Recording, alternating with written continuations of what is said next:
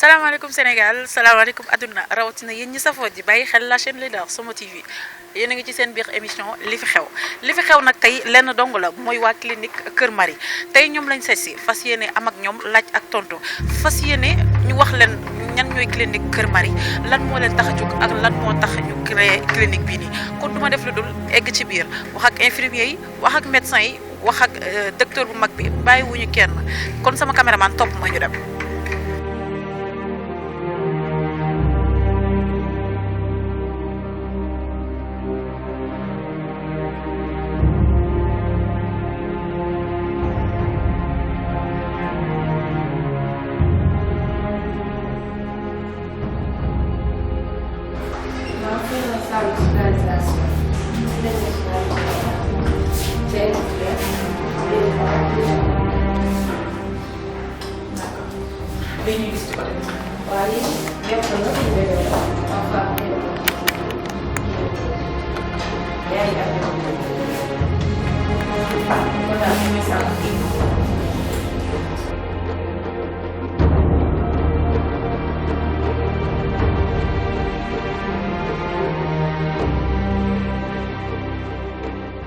salaamaaleykum Sénégal salaamaaleykum diaspora rawatina yéen ñi safoo di bàyyi xel la chaîne leader muy Somo TV tey nag ñu ngi leen ñëwal fii ci Scat Urbam ñëw fii ci clinique médicale bu ñuy wax Kër Marie rien que pour waxtaan ak ñoom sensibiliser leen waaye aussi wax ci feebar bi nga xamante ne moo am ci réew mi muy coronavirus ba tax na ñi ngi ñëw jàkkaarloog ki nga xamante ne mooy docteur Konaté fas yéene waxtaan ak moom fas yéene seq ak moom li nga xamante ne mooy laaj ak tontu monsieur Konaté ñu ngi leen nuyu. maa ngi fay waa Somo TV la chaîne leader comme vous dites di leen fay di fay seen di nuyu seen téléspectateurs yi di xaar seen ay questions. tey jii bu ñuy wax docteur Konaté certes peut-être ñu bëri ka xamuñu ko il n'est pas connu partout tey jii kon boo ñu doon wax kan mooy docteur Konaté loo ñuy wax. Docteur Konaté c'est un médecin moom mooy directeur clinique médicale Kër Marie. C'est un médecin généraliste, médecin du travail en même temps, échographiste. Donc man maay directeur clinique médicale Kër Marie. Voilà. tey jii bu ñuy wax ci sa parcours. Docteur Konaté ñu xëy un jour dégg docteur Konaté qu'est-ce qui vous a poussé à devenir je peux dire docteur wala boog lan moo la poussé dugal la ci métier wu médecine. loolu yàlla moom moo koy def ah ñun ñëpp disons on est des élus yàlla moom moo ñu xiir ci métier bi rek dugguñu ci pour am xaalis wala leneen. dañ ci dugg rek pour régler ay problèmes. Donc yàlla moom moo ko def mënoon naa def leneen parce que maa ngi am benn bac scientifique bac C laa am. Donc mënoon naa nekk ingénieur mënoon naa nekk leneen ak leneen mais bon yàlla def na que ne je suis médecin j'ai pas regretté et je pense que je règle beaucoup de problèmes. kon mën nañ ne peut-être du chance mais choix la. choix. tuuti chance tamit tuuti. loolu mbirum yàlla la daal. voilà.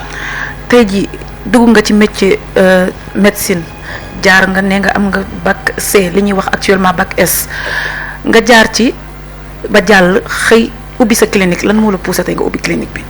waaw toujours rek pour dimbali nit ñi bon jaar-jaar la daal comme mosuma woon xalaat ni que ne dinaa nekk à la tête d'une structure comme ça loolu bi ma nekkee ndaw loolu xalaatuma ko woon. mais bon dama am jaar naa fu bëre jaar naa centre de santé bu Parcelles maa ngi leen di nuyu au passage jaar naa Thiès hôpital régional bu Thiès. liggéey naa foofu pendant 2 ans. liggéey naa également Saint-Jean-de-Dieu bu Thiès. liggéey naa fa plus de 1 an ak ay centre yu bëri centre de santé bu nekkoon Médina jaar naa foofu tamit j'ai fait quelques mois là-bas centre Elisabeth Diouf bu Gueule Tapée tamit man ak samay collègues ak ñoom docteur Ndaw ak demee noonu ñun ñoo ko ubbi et c'est actuellement un centre de référence. On règle beaucoup de problèmes là-bas.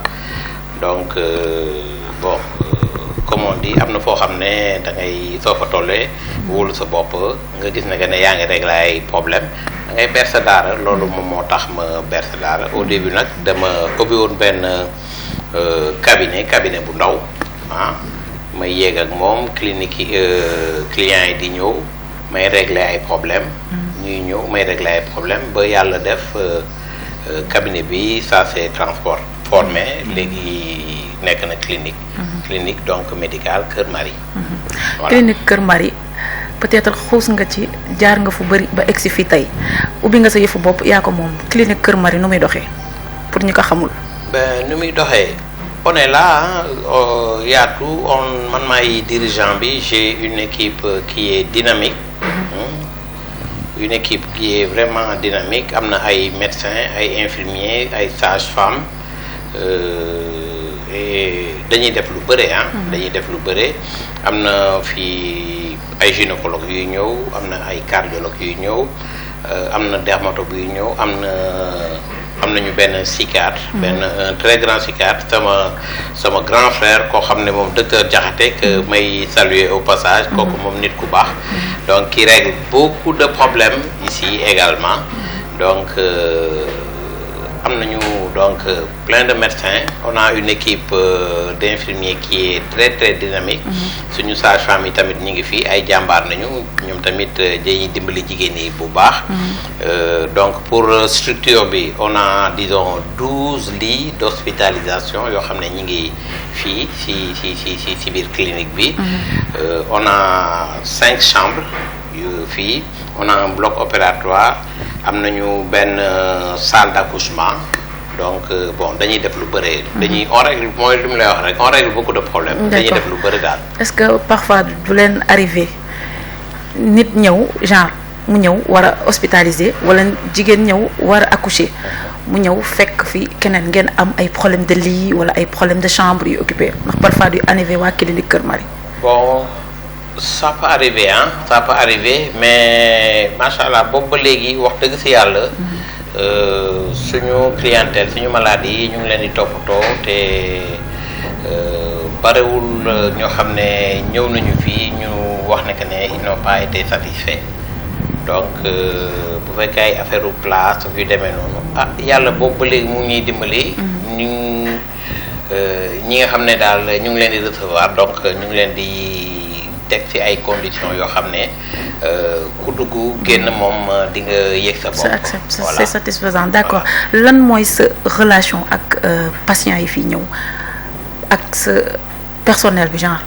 personnel bu fekkee personnel bi moom disons on est une famille on travaille comme une famille.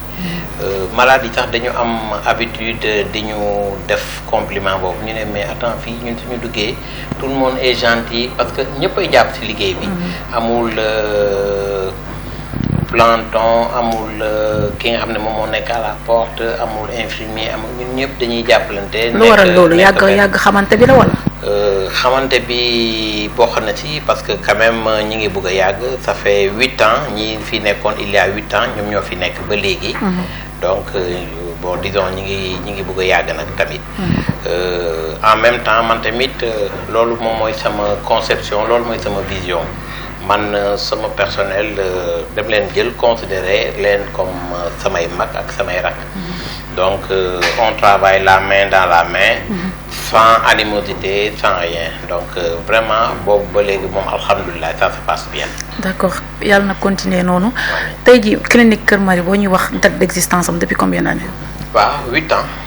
8 ans ñi ngi dugg nii ci suñu 9e année. voilà 8 ans te peut-être seen marketing dafa def seen publicité dafa def lu waral loolu parce que clinique Kër Marie elle n'est pas connue partout. oui mais on fait notre bout de chemin quand même.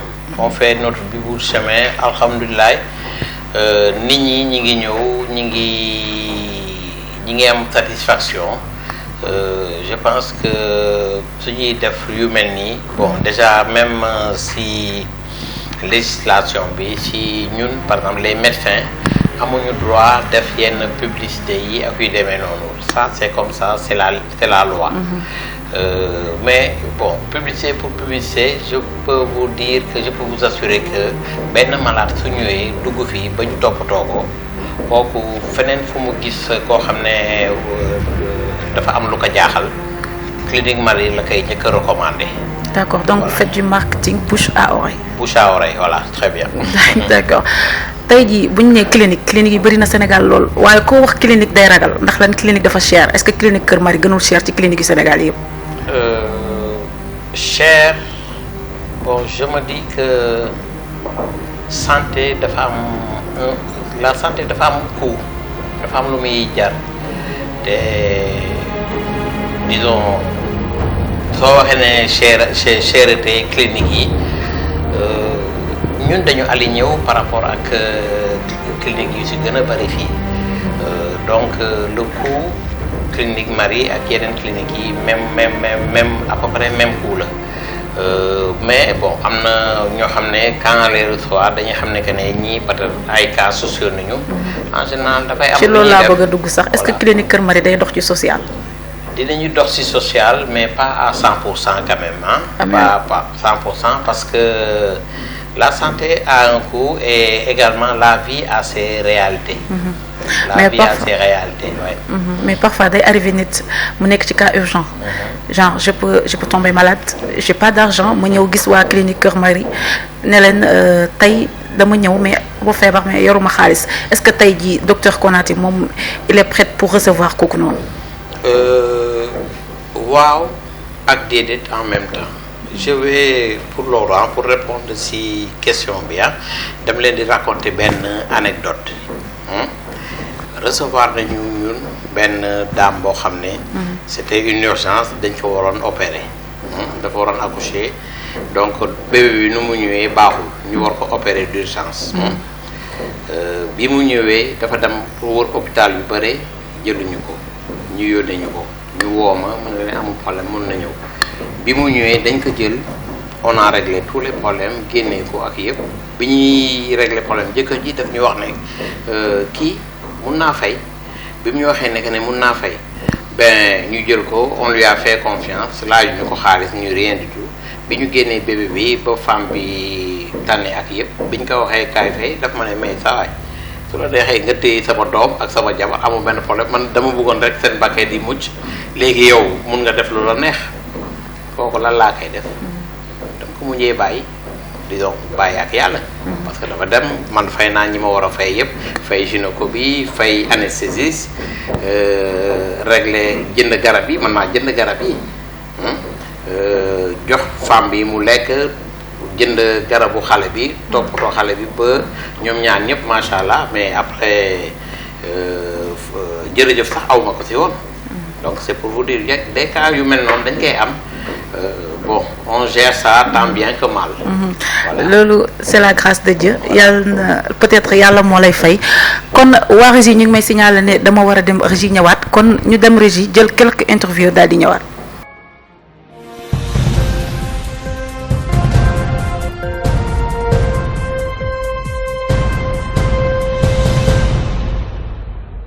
continuer interview yi fii ci clinique médicale Kër Marie ñu ngi daje benn soxna si nga xamante ne fekk nañ ko fi mu toog soxna si ñu bàyyi leen nga nuyoo ak mbokk téléspectateurs yi Somo TV.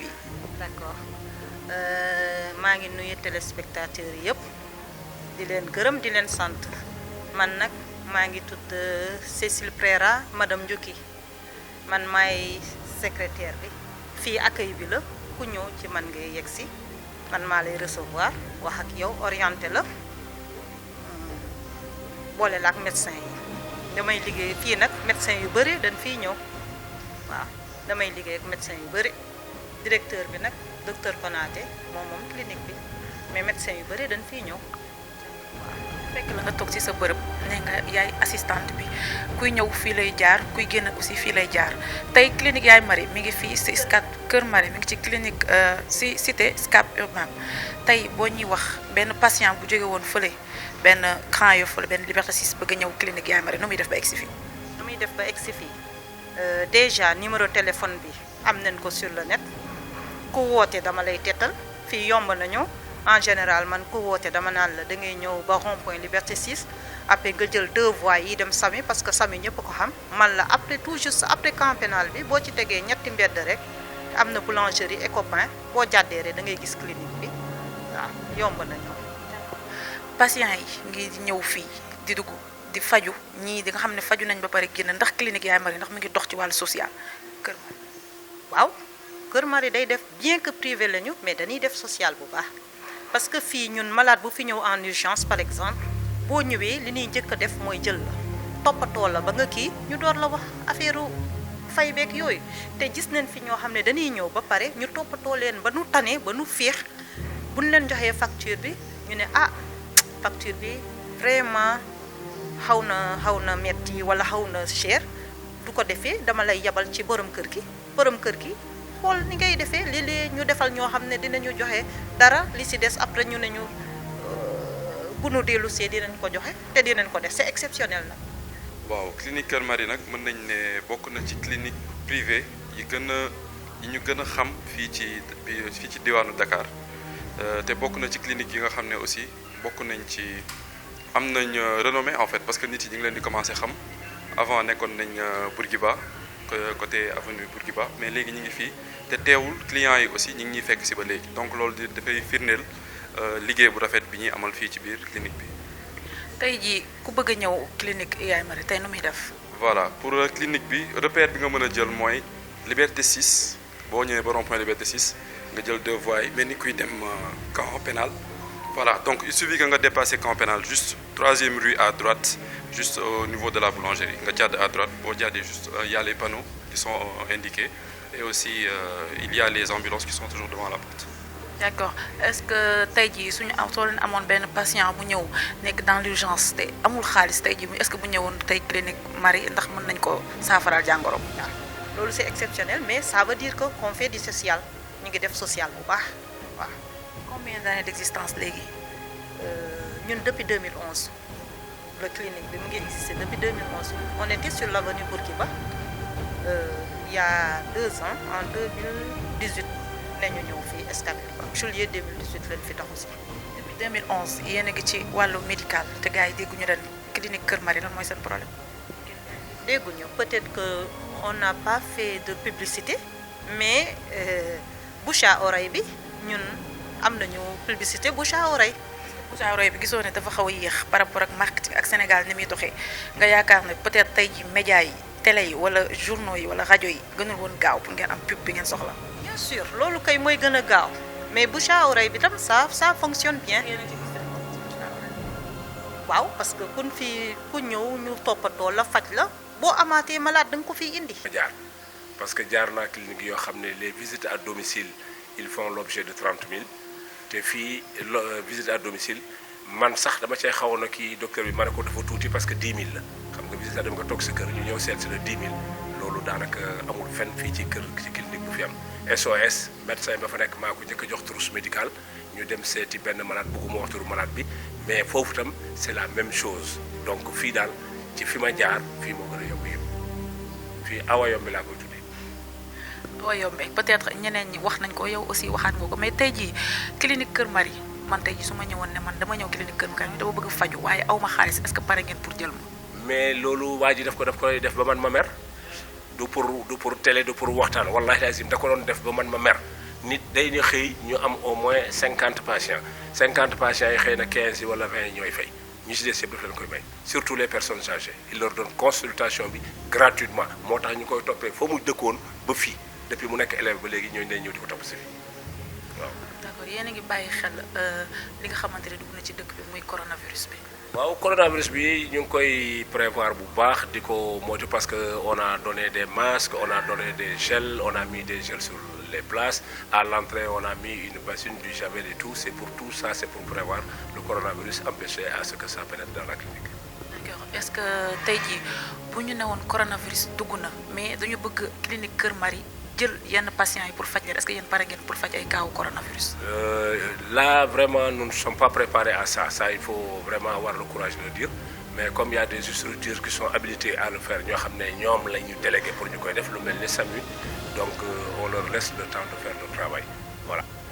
waaw clinique Kër Marie mooy benn clinique la clinique ba nga xam ne dafa ñëw pour faj doomu aadama yi tey ku bëgg a ñëw clinique Kër Marie da ngay jaar ci porte bi déjà porte bi am na sécurité jóge ci sécurité bi jaar ci secrétariat bi boo jaaree ci secrétariat bi mu indiqué la nga dem ci médecin bi boo jógee ci médecin bi di nga wàcc ñëw ci infirmière yi maanaam clinique Kër Marie équipe la mënoo dem fenn bàyyi fenn foog nga jaar ci yooyu yëpp ma wax daal.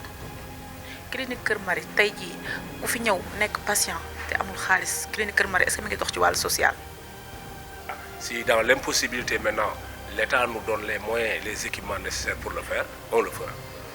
clinique Kër Marie ñu bëri dégguñu leen lu ko waral seen marketing dafa mel lu xaw a des. Marketing bi c'est que marketing bi ñu utiliser ñun man loolu lañ ma jàngaloon ci médecine. Un malade bien soigné en rapporte encore 10 autres pendant 2 ou 3 mois. Donc au fur et à mesure. depuis 2011 yéen a ngi fi. moo taxit ba léegi malade yi ñu ngi yokku macha allah ñoo ngi yokku ñoo ngi accouché ñoo ngi am bloc ñoo ngi am lépp ba léegi macha allah mu ngi dox ndax loolu moo tax. ñoo ngi ci gis bu baax sant yàlla bu baax parce que kuy dem ba nga xam ne kii ba ngay tàmbali zéro nga tàmbali woon tey nga dem ba nga xam ne jël nga espace bu toll nii ak charge yu toll nii personnel bi mosuñu toog ba le 2 ñu fay ñu leen donc à chaque premier wala le 30 on nous paye donc je pense que bu doxutoon loolu du ko mën a def. macha allah kon xam naa dinaa leen seet si après tey jii ndax parfois du leen arrivé ngeen jékki-jékki gis am benn malade boo xamante ne malade bi day sonn wala jigéen buy accoucher tey jii indil leen benn un sérieux problème boobaa yéen ñi fi nekk personnel bi nan la leen di def. mais ñun bon je dis que c'est les spécialistes qui sont là donc bu fekkoon ne dañuy làmbatu loolu problème yooyu xëy na mu dal ñu mais on a même eu des cas yoo xam ne les patients ont fait le tour des hôpitaux kenn mënu leen jël ndax risque bi nekkoon ci ñoom waaw risque boobu bi ñu leen opéré fii c'est moi ay opération par exemple femme boobu bi ñu koy indi les gens disaient waaw dafa biir ki ñu naan biirul ñi dafa biirul lorsqu'elle a été opérée on a sorti 25 kilos.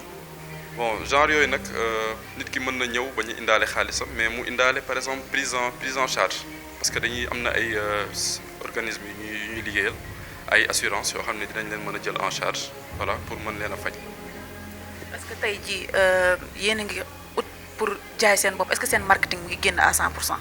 bon marketing bi nag ñi ngi ciy liggéey je pense que ñi ngi ciy liggéey ñi ngi jéem a def suñu kéemtalaay kàttan pour améliorer visibilité bi am ci biir clinique bi. ñun loolu moom vraiment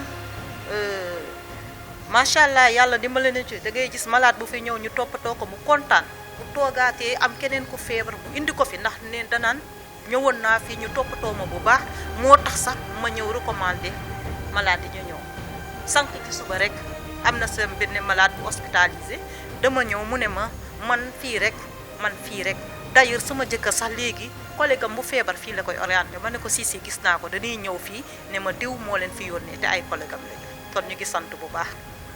peut-être ci lan la basé bu wax loolu ci wàllu faj bi moo normal wala ci social bi ngeen di gën a foncé wu.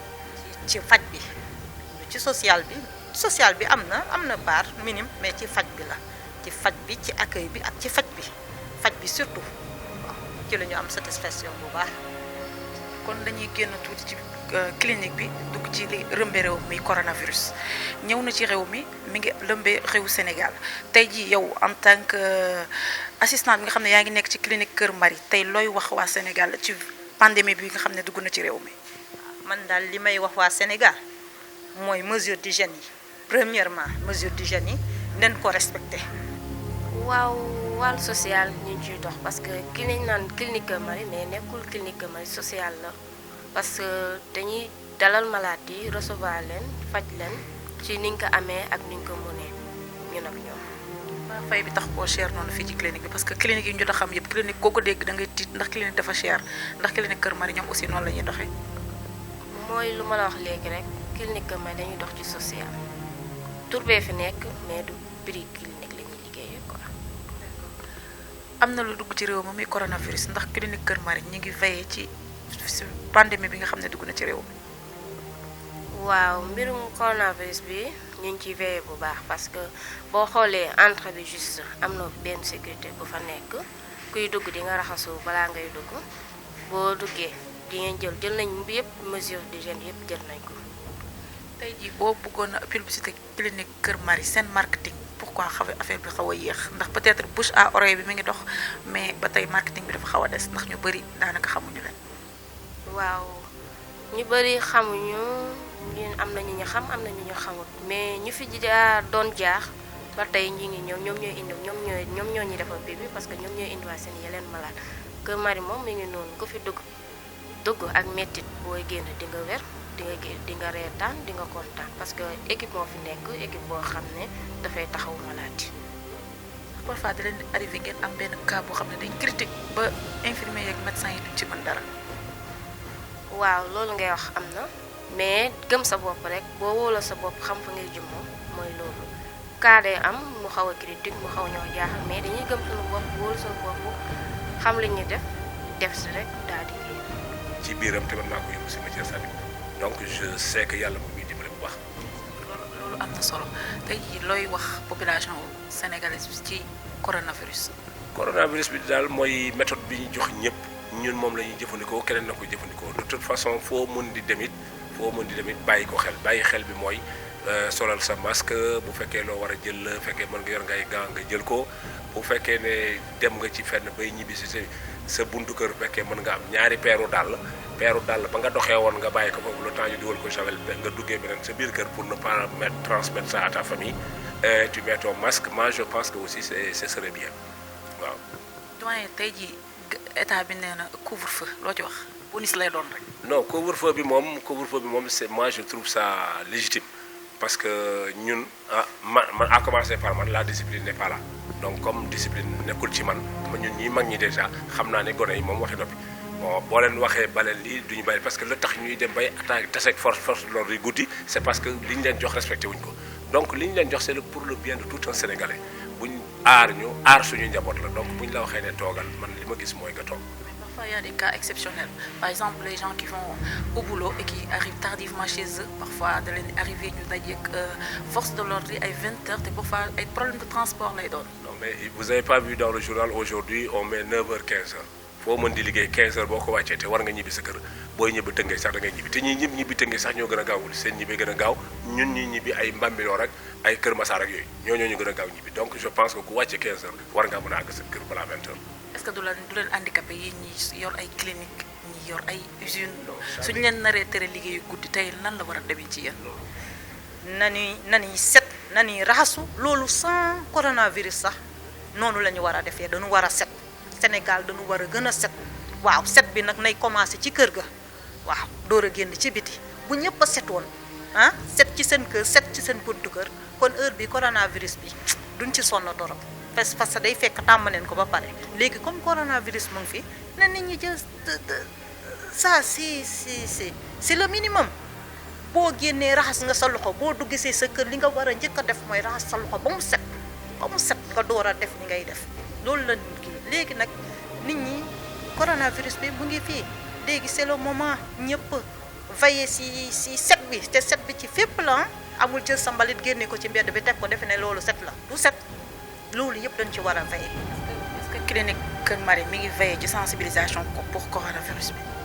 sensibilisation bi waaw à l'intérieur fii ñu ngi sensibiliser ku ci ne xam naa bu demee sa famille tam nga sensibiliser loolu moom sensibilisation. bi ñuy dugg gis nañ ne teg ngeen fi benn gel antiseptique boo xamante ku dugg laal ku génn laal bokk na peut-être ci sensibilisation yi ngeen di def mais tey jii boo ñu doon wax Sénégal lan nga leen di mujjee kàddu gu mujjee gi da nga koy dénk sénégalais yi ci wàllu feebar bi muy ci état muy ci population.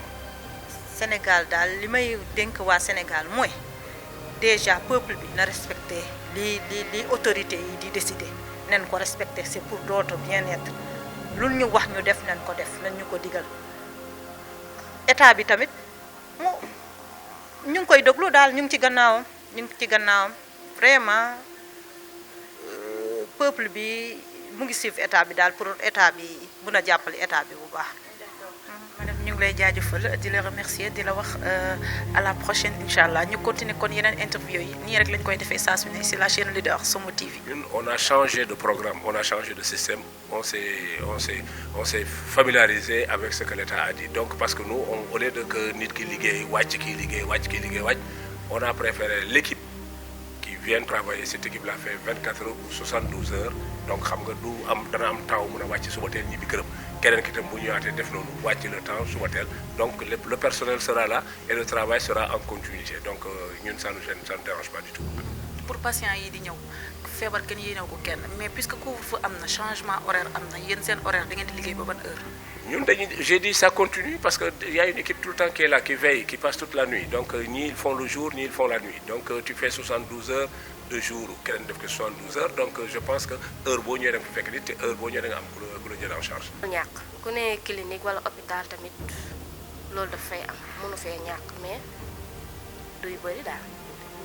sa relation ak waa Somo TV nu mu fa demee ba tax tey ñu déplacé wu ñëw fii.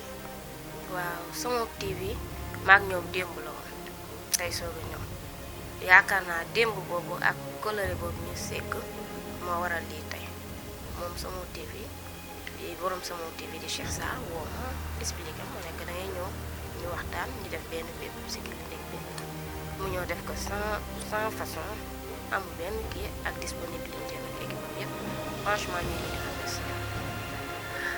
ban conseil ngay jox population bi lay seetaan jëm ci coronavirus. waaw coronavirus moom boo si wax bu yàggee sax day kii parce que télé yeeg ñëpp ñu ngi ciy wax mesure d'hygiène yi ñuy jël maanaam nañuy raxasul loxo yi ak saabu ba mu set éviter di nekk ci mbooloo yi comme ni ko monsieur le président waxee nañu respecter conditions yi teg ci dëkk. Non, je suis à l'école de médecine Saint-Christopher. D'accord. Aujourd'hui, on est ici à Clinique Cœur Marie pour venir vous rendre visite, mais aussi pour que vous nous parliez un peu du clinique. Si aujourd'hui Fatima nous parlait du clinique, qu'est-ce que c'est là du clinique Yaye Marie pour ceux qui ne le connaissent pas? Bon, c'est une clinique, bon, déjà elle est à Liberté 6 et je trouve que c'est une clinique qui est bien, assez bien. Nous avons, comme Adja vous l'a expliqué, à l'entrée il y a la sécurité, l'agent de sécurité. Et lorsque vous amenez un patient, il passe par le secrétariat. Après, il va voir le docteur et après, on l'amène à la salle de soins ici. Vous m'avez dit tantôt que vous êtes étudiante en deuxième année. Qu'est-ce qui vous a motivé à venir faire ici votre stage? Bon, lorsqu'on est à l'hôpital, c'est un peu plus compliqué. Donc ici, c'est mon premier terrain de stage. Et je m'étais déjà familiarisée ici. Donc pour une première fois, je me suis dit pourquoi pas. Est-ce que tu te sens bien ici? Oui, je me sens très à l'aise. D'accord. Aujourd'hui, on parle d'une pandémie. On parle du Covid-19, on parle du coronavirus. Que pouvez-vous dire aux Sénégalais face à cette pandémie? Bon, de suivre surtout les recommandations faites, à savoir ceux qui peuvent éviter de sortir de chez eux, de rester chez eux, et de veiller à toujours se laver les mains. Je pense qu'ils ont assez fait de publicité par rapport à ça. Maintenant, peut-être on voit que la clinique Cœur Marie, elle n'est pas un peu visible. Il n'y a pas trop de marketing. Pourquoi? Bon, les patients qui venaient là, je pense que c'est eux, de bouche à oreille, qui font que d'autres viennent. Sinon, ça existe depuis 2011. Oui, ça existe depuis 2011, mais bon, il y a beaucoup de cliniques ici au Sénégal aussi. Et donc, tantôt, de bouche à oreille, ça va passer. Que pensez-vous du couvre-feu que le président Macky Sall a décrété? Du couvre-feu, bon, pour ceux qui travaillent, je dirais que ça c'est un peu compliqué parce que tu peux quitter de ton travail et tu n'arrives pas forcément à 20h chez toi en fait. Donc par rapport au couvre-feu, si bon, ils ont décrété qu'il y aurait un papier pour les gens qui travaillent, c'est déjà bien. Mais pour les autres, c'est le cas pour vous. Bon, moi d'ici je descends, je sors un peu plus tôt que les autres. Donc normalement à 20h je serai chez moi. J'habite à Pikine. Ouais. Est-ce que depuis que vous avez entendu le chef de l'État déclencher ce que l'on appelle l'état d'urgence, est-ce que la clinique Cœur Marie a pris ses dispositions, c'est-à-dire l'heure, l'horaire et aussi les patients qui sont là? Oui, on a pris les dispositions, comme par exemple ceux qui travaillent, ils ont des papiers pour montrer lorsqu'ils descendent ils étaient au travail en fait. Et pour d'autres comme moi, on descend un peu plus tôt. On vous remercie. Et quel conseil donnez-vous aux Sénégalais? Veillez sur vous, protégez-vous, restez chez vous, lavez-vous les mains. Est-ce que Fatima se protège? Ah oui. D'accord, c'était un plaisir. On vous remercie.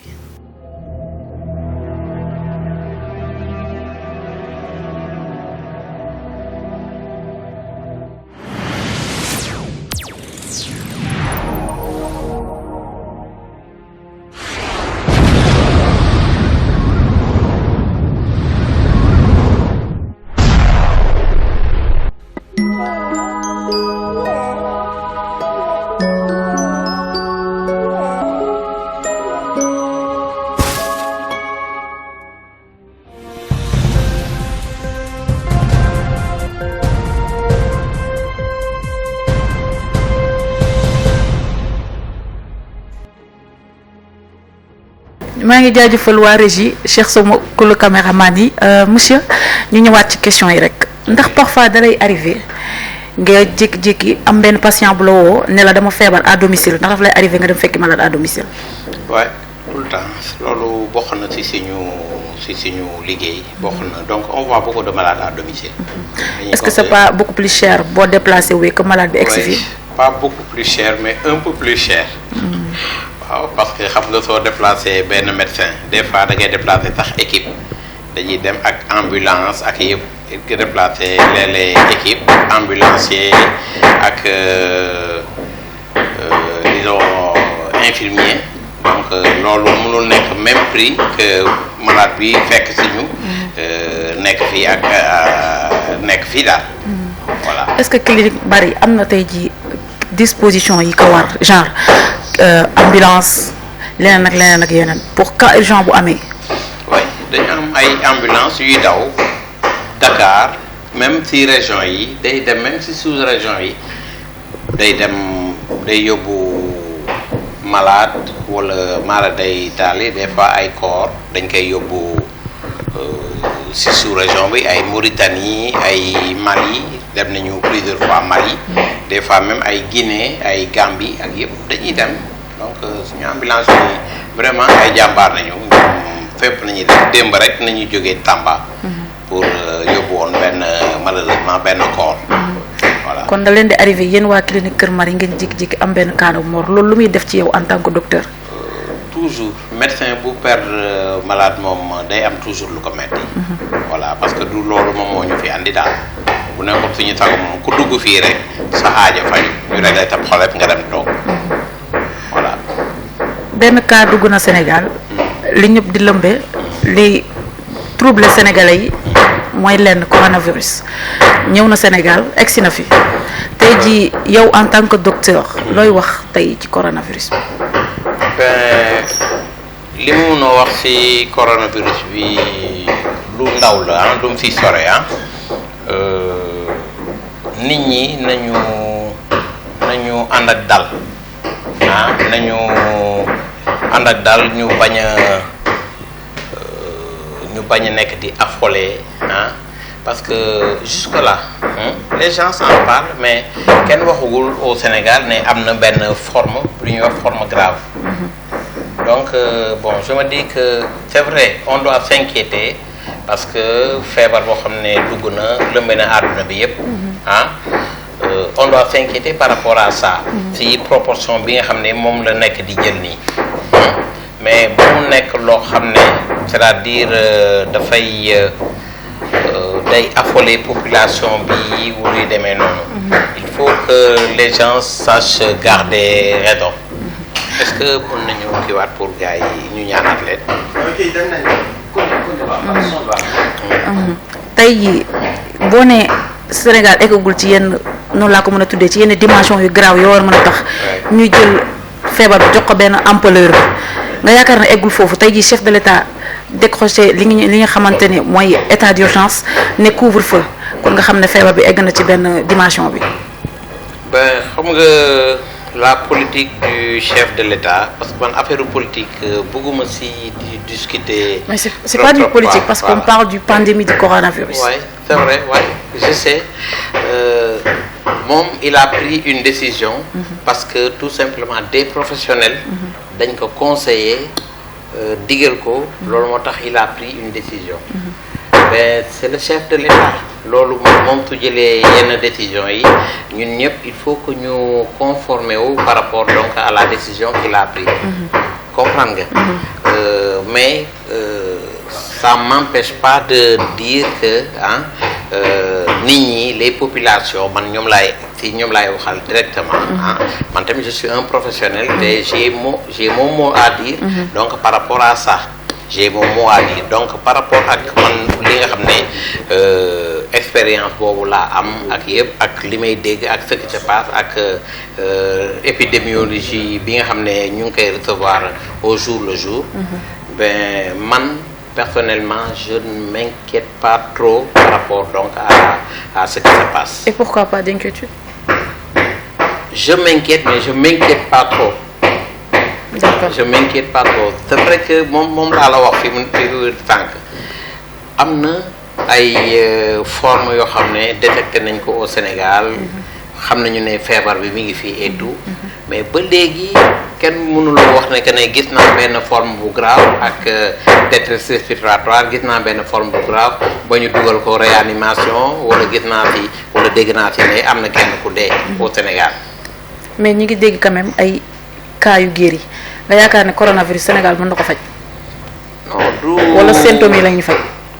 du que Sénégal moom moo ko war a faj mais grippe baa ngi fii grippe bi mi ngi fii nit ñi am na loo xam ne ñu ngi koy faj mais am na loo xam ne ça nous dépasse am na ñoo xam ne dañuy am grippe rek. mu compliqué wu yóbbu leen foo xam ne xalaatuñu ko. Donc coronavirus bi bon c'est vrai que moom mooy li nga xam ne moom moo xew. Mais warul nekk loo xam ne dafa war a yegg ci yenn dimension yi. D'accord nga ci état d'urgence. D'accord nga ci état d'urgence. En tant que d'urgence man moom personnellement damay wax je pèse bien mes mots personnellement suñ ma demandé woon sama avis. Je pense que jarul woon ñuy yegg foofu. Parce que soo waxee état d'urgence par exemple nga ne damay def couvre-feu. C'est suivi de couvre-feu oui. Couvre-feu 8 heures. ba 6 heures du matin c'est comme si nit ñi dañuy wax ne que de virus bi dafay circuler 8 heures ba 6 heures du matin mais non virus bi mi ngi fii 24 heures mi ngi dem fi muy dem mi ngi dugg fi muy dugg mi ngi def li muy def donc 8 heures ba 6 heures du matin bi. à mon avis ça n'a pas de sens. Est-ce que ñoom dañu gis ne peut-être loolu mën na arrêter pandémie bi fii. Parce que gis nañu yeneen dëkk ñu ngi koy def comme genre France Espagne. Mais est-ce que ñooñu dañu wax ne que ne nit ñi nañu toog seen kër carrément. Mais Sénégal mënul def confinement boobu. amuñu doole boobu. amuñu doole boobu malheureusement mais tamit yàlla may nañu leneen may nañu suñu climat dinañ la wax ne que ne par exemple au-delà de 20 degrés virus bi dafay dee mënul résister au-delà de 20 degrés. ñu jàpp loolu parce que tamit borom bi tamit man jàpp naa ne que ne moom moo dugal te dina teggi lii c'est quelque chose boo xam ne c'est naturel ça va passer au bout de quelques semaines donc essentiellement bon loolu laa si mën a wax. D'accord tey jii dégg nañ ñu ne couvre-feu. Couvre-feu de 20 heures à 6 heures du matin. Est-ce que du laal waa clinique Kër Marie. Laal waa clinique Marie bon c'est certain que dina am loo xam ne dina ko kii parce que ñun tamit am na heure yoo xam ne heure yu nekk dañuy recevoir ay malades on a des médecins donc de garde ñoo xam ne ñu ngi fii chaque guddi fii la ñuy liggéey donc ñooñu essentiellement ñi ci gën a bare dama arrêté seen garde parce que wóorul tamit.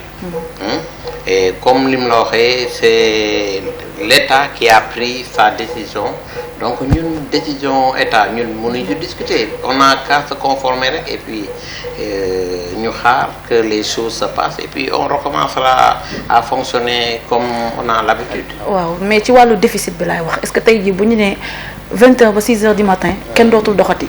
te clinique peut-être clinique Kër Marie da doon dugal ay patients yi nga xamante ne au-delà de 20h sax dañuy ñëw foofu la doon gën a mën a gagner xaalis que époque matinale bi léegi tey jii bu ñu nee chef de l'État bu ne dañ koy arrêter loolu je pense que dina am déficit ci yéen. bon ci wàllu xaalis la ñuy wax de manière financière trop exagéré. Bon, je pense que état d'urgence, oui, c'est une dizaine de jours ou 12 jours. Ouais, c'est 12 jours d'après la loi. 12 jours. Donc, je pense pas que 12 jours dina impacter tout, mais dina plonger clinique Kër Marie. Mais bon, j'espère que ça va pas aller au-delà de ça. Hein? Donc, j'espère que les choses vont s'arranger très rapidement et puis bon, les gens vont passer à autre chose. Hein? Voilà. D'accord. Tey jii booy jox conseil population sénégalaise lan nga leen di wax yow en tant que docteur. su ma leen war a jox conseil. ci coronavirus bi. ci coronavirus bi nañu suivre li ñuy wax rek les règles d'hygiène. ku dugg génn nga raxas sa loxo ba mu set. bu fekkee nit ki da nga commencé am yenn symptômes yi nga utiliser masque bi pas pour te protéger mais pour protéger sa entourage ñu bëri dañuy def amalgame bi dañuy def nekk ne masque bi daf leen di protéger dañu juum ça il faut que il faut que ñu insister il faut ñu wax ci masque bi c'est surtout ñi nga xam ne dañuy présenter yenn symptômes yi ñoom la ñuy wax ne que ne mun ngeen sol masque yi pour mun a protéger seen entourage mais nit ñi soo duggee ci mbedd bi partout nit ñi masque ça n'a pas de sens donc nit ñi donc nañu régler seen problème d'hygiène. bu masque amul tey jii lan nga ñuy conseiller ndax gel yaa ngi fi savon yaa ngi fi. bon gel yaa ngi fi wax ça on l'a dit gel yaa ngi fi il faut utiliser très souvent les gels bu fekkee nag da nga war a dugg bërëb moom. c'est obligatoire nga raxas loxo yi ba mu set parce que foo jaar am na foo teg sa loxo wala foo jàppandu pour avancer donc facilement donc fa ngay teg sa loxo fenn rek yóbbaale doomu jàngoro bi donc hygiène encore hygiène et toujours hygiène voilà. On va revenir à nos moutons ou wala boog ñu terminer par nos moutons tey jii ñi xamul clinique Yaye Marie ñu feebar kenn ñaanu ko yàlla bëgg a ñëw fii tey lan nga leen di wax ñoom ñi nga xamante ñoo fi bëgg a ñëw adresse bi. ñi fii bëgg a ñëw ñu ngi leen di jox adresse bi ñu ngi nekk Scat Urbam donc Scat Urbam juste après Camp Pénal 4e rue à droite après Camp Pénal bi donc ñu ngi def face ak benn boutique EDK bi et ñi ngi am benn boulangerie à Langue. C'est la viennoiserie donc su ñu ñëwee rek ñun dinañ leen toppatoo. dañ leen indiloon mbokki téléspectateurs yi ñi safoo di bàyyi xel la chaîne leader Somo TV waaye di remercier aussi docteur Konaté di remercier sama technicien yi Lay Sow Cheikh Somo maa ngi leen di sant yéen ñëpp di sant sama xarit Moussa Koli nga xam ne moo jaax fii tey ci maquillage bi sama tailleur Fallou tailleur maa ngi lay nuyu di la wax jaajëf di remercier yéen ñëpp di remercier docteur Konaté monsieur c'était un plaisir de vous rencontrer vraiment. C'est un plaisir partagé. Je vous remercie. Ok pour la chaîne leader. D'accord Somo TV.